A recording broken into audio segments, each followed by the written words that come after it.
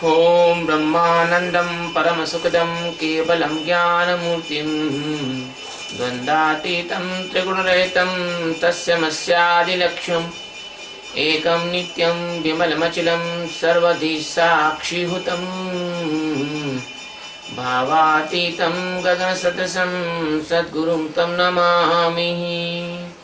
सद्गुरु भगवान की जय, स्वामी जी महाराज की जय। शिवोहम।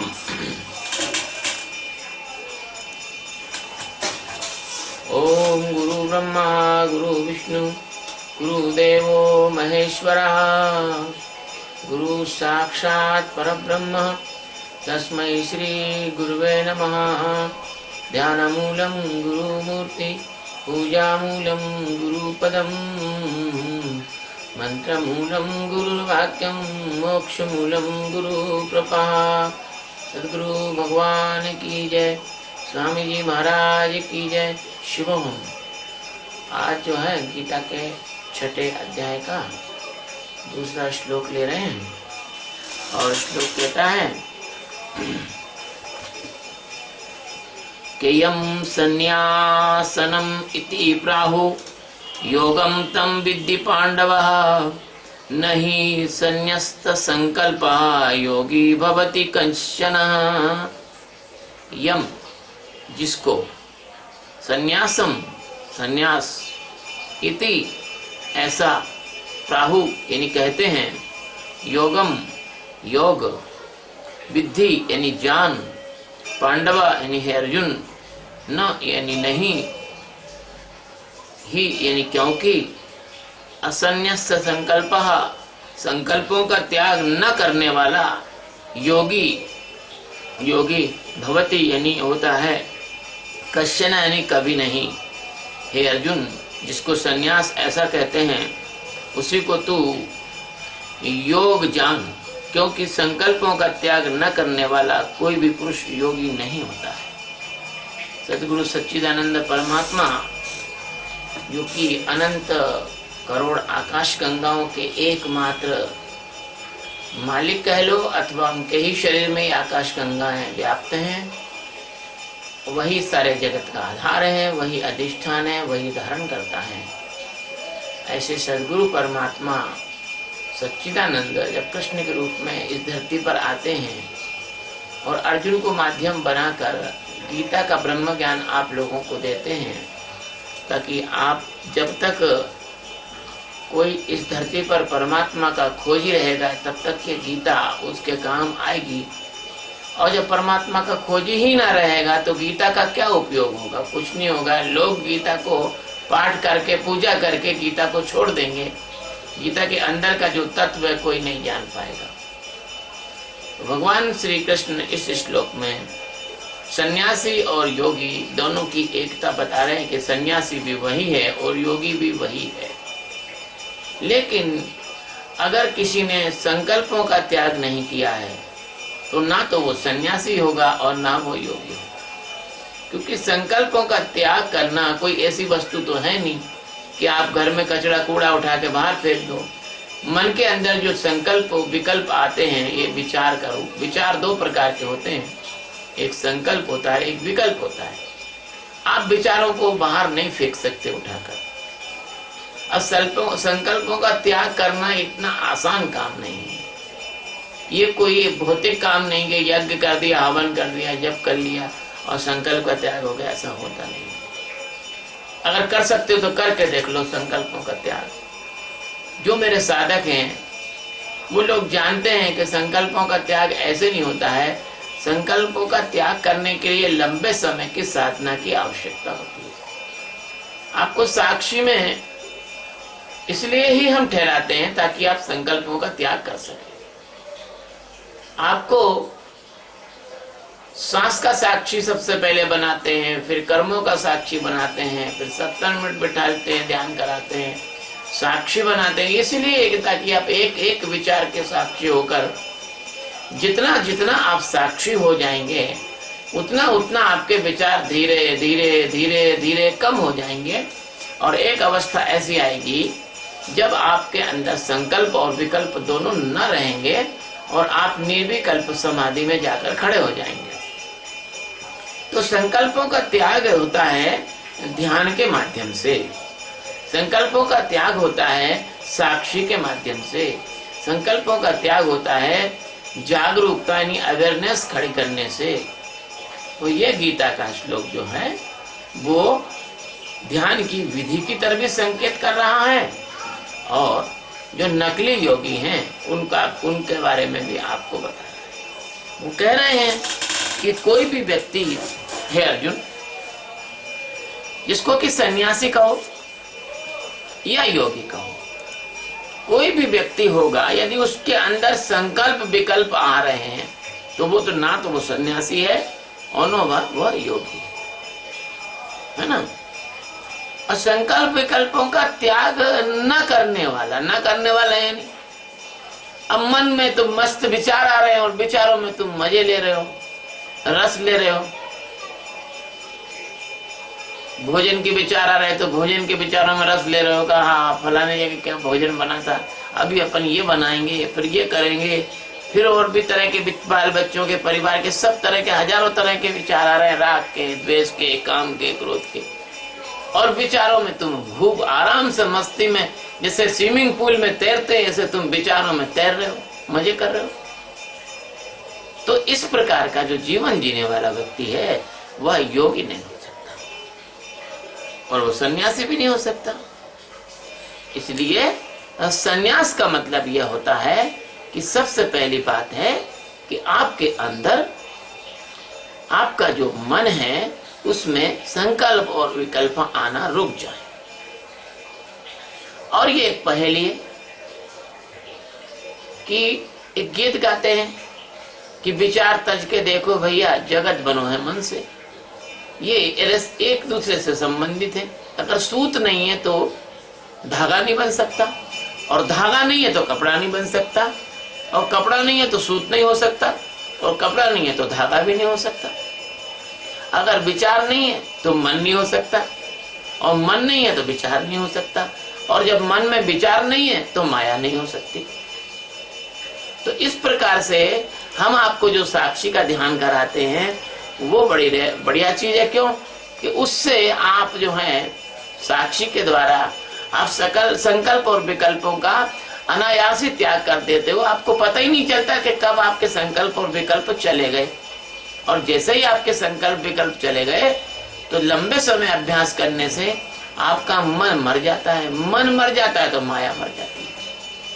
तो कितना सीधा और सरल उपाय है, लोग समझ नहीं पा रहे। 1 घंटा ध्यान करो 70 मिनट, और इसके बाद इस ध्यान को पूरे जीवन में उतारो, और उतारने के बाद में जब देखो कि तुम्हारा मन शांत हो गया है, तुम्हारा मन खाली हो गया है ना। जब तुम्हारा मन खाली हो गया हो तो उस खाली पने में नहाओ, उसी में भोजन करो, उसी में सो, उसी में बात करो। आवश्यकता पड़े उतना मन बुद्धि का उपयोग करो, मन बुद्धि को इंस्ट्रूमेंट बनाओ। मन ऐसा नहीं है कि आप पंखे पे लटक कर पंखा घूम रहे हो, आप भी घूम रहे हो उसके साथ। ऐसा कोई करता है क्या? लेकिन आप तो ऐसा ही कर रहे हो।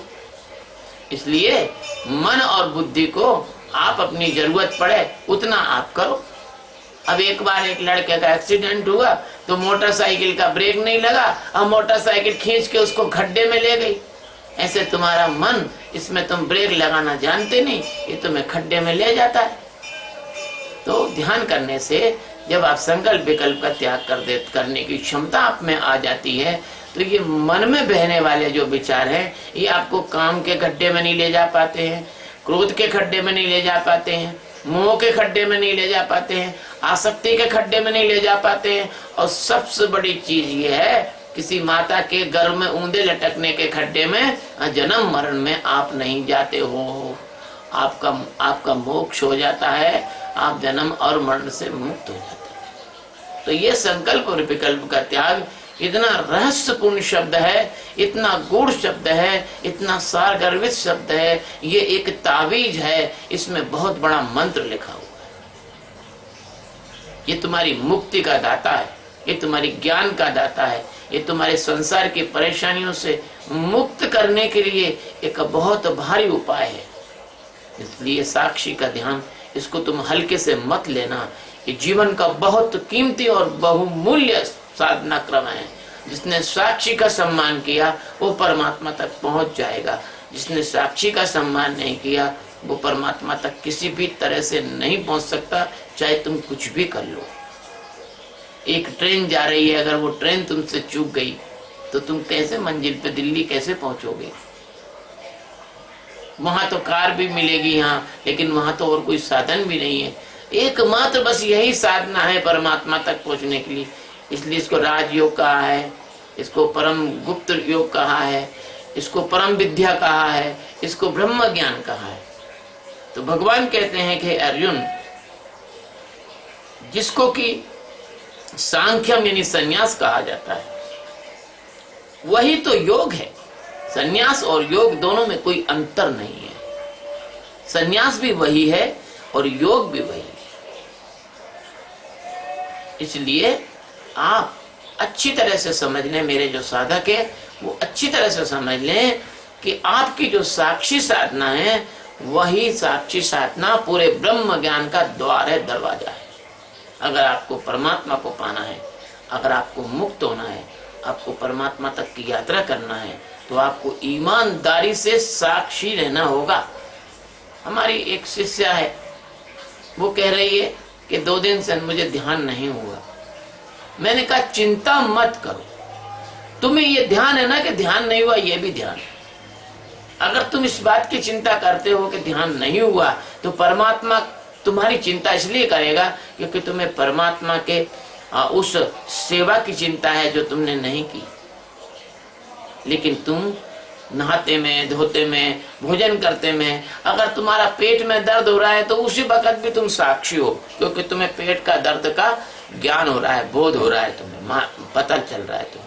तुम्हें बस हर चीज को जानना है, हर चीज को देखना है, हर चीज में उतरना है।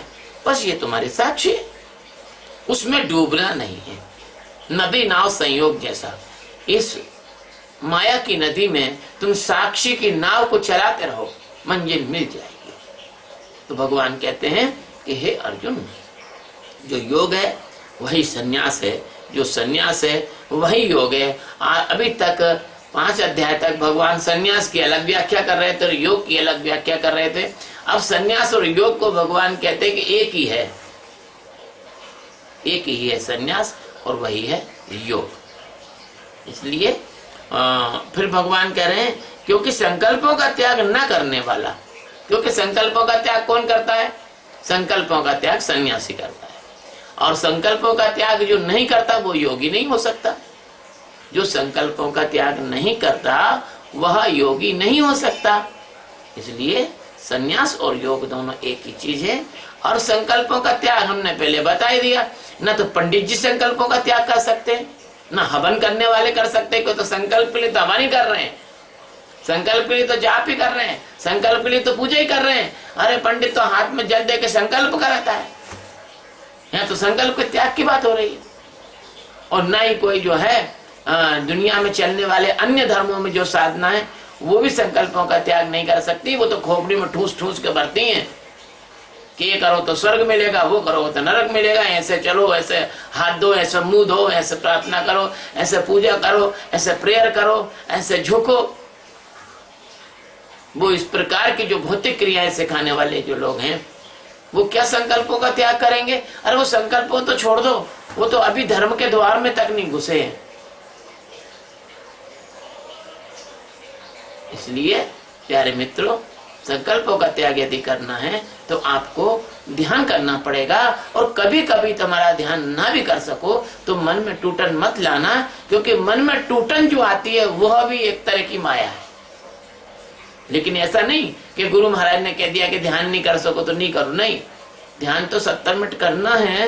किंतु कभी कभार यदि शरीर में तकलीफ होती है और तुम्हें लगता है कि हमें आज ध्यान नहीं कर सकते, बैठ नहीं सकते, तो उस समय तुम जिस अवस्था में भी हो उसी अवस्था में तुम ध्यान करो। लेटे हो तो लेट के ध्यान करो, बैठे हो तो बैठ के ध्यान करो, खड़े हो तो खड़े होकर ध्यान करो, नहा रहे हो तो नहाने समय ध्यान करो, अस्पताल में भर्ती हो तो अस्पताल में भर्ती होते समय भी अस्पताल के बिस्तर पे भी ध्यान करो। क्यों कि जैसे तुम श्वास लेते हो ऐसे ही तुम्हारा ध्यान है। जैसे तुम्हारी श्वास ऑटोमेटिक है, वो कभी रुकती नहीं, रोकोगे तो मर जाओ। ऐसे हमने जो तुम्हें ध्यान सिखाया है वो भी ऑटोमाइजेशन हो गया, उसका ऑटोमेटिक है, वो स्वतः ध्यान चलता रहता है। उस ध्यान में तुम्हें करना नहीं पड़ता, बस उस ध्यान को देख लो कि ध्यान चल रहा है। बड़ी गहरी बात है, क्योंकि जब तुम ध्यान करते हो तो ध्यान करने वाला भी, वह भी हमने एक माया से निकाल के एक बढ़िया चीज बनाई है उसी का अंग, लेकिन इससे भी ऊपर तुमको निकलना है, इससे भी ऊपर तुमको निकलना है।